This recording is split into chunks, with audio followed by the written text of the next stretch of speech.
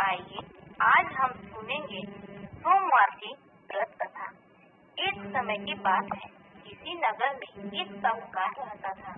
उसके घर में धन की कोई कमी नहीं थी, लेकिन उसकी कोई संतान नहीं थी। इस कारण वो बहुत दुखी था। पुत्र प्राप्ति के लिए वो प्रत्येक सोमवार का व्रत रखता था और पूरी श्रद्धा के साथ शिव मंदिर जाकर भगवान शिव और माता पार्वती जी की पूजा करता था। उसकी भक्ति देखकर एक दिन माँ पार्वती प्रसन्न हो गई और भगवान शिव से उस साहूकार की मनोकामना पूर्ण करने की आग्रह किया।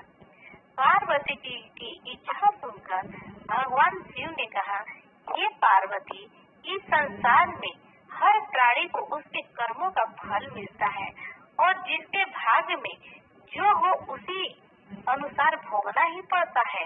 लेकिन पार्वती जी ने साहूकार की भक्ति का मान रखने के लिए उसकी मनोकामना पूर्ण करने की इच्छा जताई। माता पार्वती के आग्रह पर शिव जी ने साहूकार को पुत्र प्राप्ति का वरदान तो दे दिया, लेकिन साथ ही यह भी कहा कि उसके बालक की आयु केवल 12 वर्ष की होगी। माता पिता और भगवान शिव की बात को साहूकार सुन रहा था।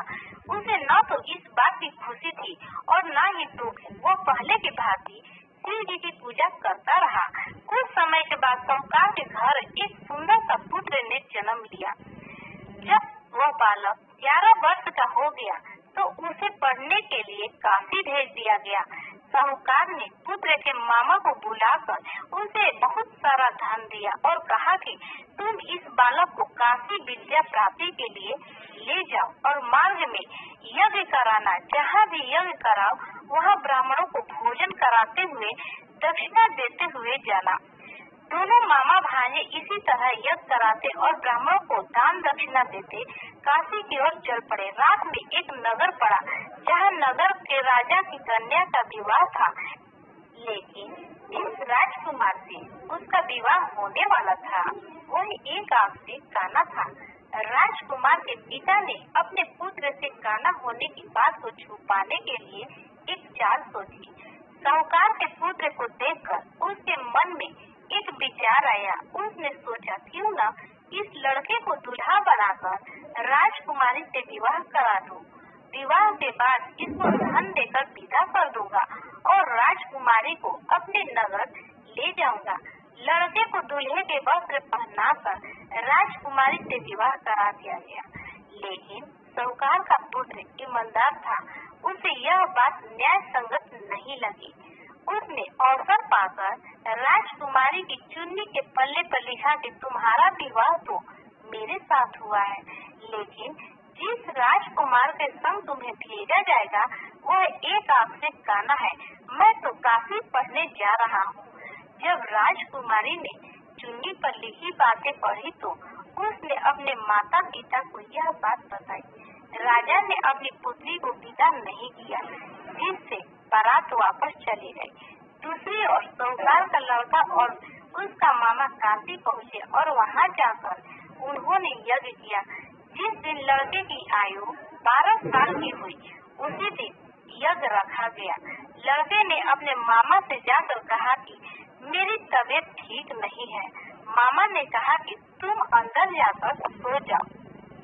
शिव जी के वरदान अनुसार कुछ ही देर में उस बालक का प्राण निकल गया। मृत भांजे को देखकर उसके मामा ने विलाप शुरू किया। संयोग हुआ उसी समय शिव जी और माता पार्वती उधर से जा रहे थे। पार्वती ने भगवान से कहा, स्वामी, मुझे इससे रोने के स्वर सहन नहीं हो रहा है। आप इस व्यक्ति के कष्ट को अवश्य दूर करें। जब शिव जी मृत बालक के समीप गए वह बोले कि यह उसी साहूकार का पुत्र है जिसे मैंने 12 वर्ष की आयु का वरदान दिया। अब इसकी आयु पूरी हो चुकी है। लेकिन मृत भाव से विभोर माता पार्वती ने कहा कि हे महादेव, आप इस बालक को और आयु देने की कृपा करें, अन्यथा इसके वियोग में इसके माता पिता भी तड़प तड़प कर मर जाएंगे। माता पार्वती के आग्रह पर भगवान शिव ने उस लड़के को जीवित होने का वरदान दिया। शिव जी की कृपा से वह लड़का जीवित हो गया। शिक्षा समाप्त कर लड़का मामा के साथ अपने नगर की ओर चल दिया।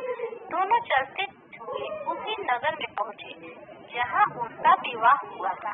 उस नगर में भी उन्होंने यज्ञ का आयोजन किया। उस लड़के के ससुर ने उसे पहचान लिया और महल में ले जाकर उसकी खातिरदारी की और अपनी पुत्री को विदा किया। इधर साहूकार और उसकी पत्नी भूखे प्यासे रहकर बेटे की प्रतीक्षा कर रहे थे। उन्होंने प्रण रखा था कि यदि उन्हें अपने बेटे की मृत्यु का समाचार मिला तो वह भी प्राण त्याग देंगे, परंतु अपने बेटे के जीवित होने का समाचार पाकर वो बेहद प्रसन्न हुए। उसी रात भगवान शिव ने व्यापारी के स्वप्न में आकर कहा, हे श्रेष्ठी, मैंने तेरे सोमवार के व्रत करने और व्रत कथा सुनने से प्रसन्न होकर तेरे पुत्र को लंबी आयु प्रदान की है। इसी प्रकार जो कोई सोमवार का व्रत करता है या कथा सुनता है, भगवान उनकी सभी दुख दूर करते हैं और उनकी सभी मनोकामनाएं पूरी करते हैं। औरतें सदा सुहागन बनी रहती हैं। घर में किसी प्रकार का बाधा संकट कभी नहीं आता है। तो प्रेम से बोलिए ओम नमः शिवाय।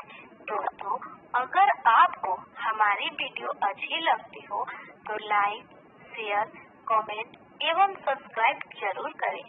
धन्यवाद। भगवान आप सबकी मनोकामनाएं पूरी करें।